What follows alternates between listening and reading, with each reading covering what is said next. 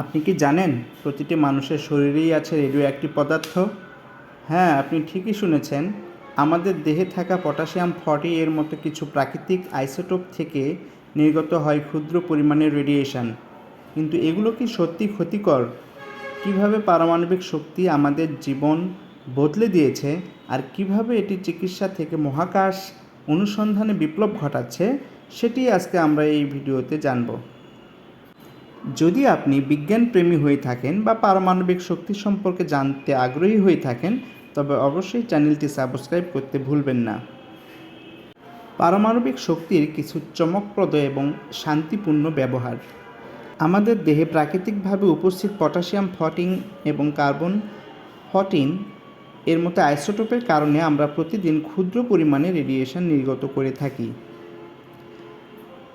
1 চিমটি ইউরেনিয়ামের শক্তির কথা চিন্তা করুন। মাত্র 1 কেজি ইউরেনিয়াম থেকে আমরা যে পরিমাণ শক্তি পাই তা প্রায় 3 মিলিয়ন কেজি কয়লা পোড়ানোর শক্তির সমান।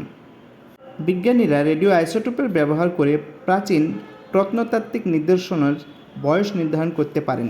এই পদ্ধতিকে বলা হয় কার্বন ডেটিং, যা 50,000 বছর পর্যন্ত পুরানো বস্তু বিশ্লেষণে ব্যবহার করা হয়ে থাকে।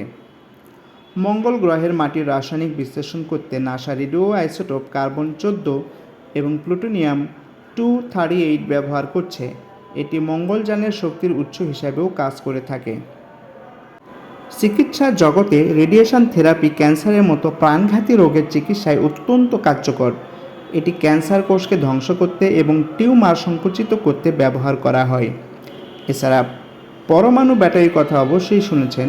কিছু মহাকাশযানে radio isotope thermo electric generator RTG ব্যবহার করা হয়, যা মার্স রোভার কিউরিওসিটি থেকে ভয়েজার মহাকাশযান পর্যন্ত শক্তি সরবরাহ করে থাকে। এগুলো ছাড়াও আরও অনেক চমকপ্রদ বিষয় রয়েছে, যেমন নিউট্রন স্টার, পারমাণবিক ফিউশন রিঅ্যাকশন এবং কৃত্রিম আইসোটোপ তৈরি। সাথে থাকার জন্য আন্তরিকভাবে ধন্যবাদ।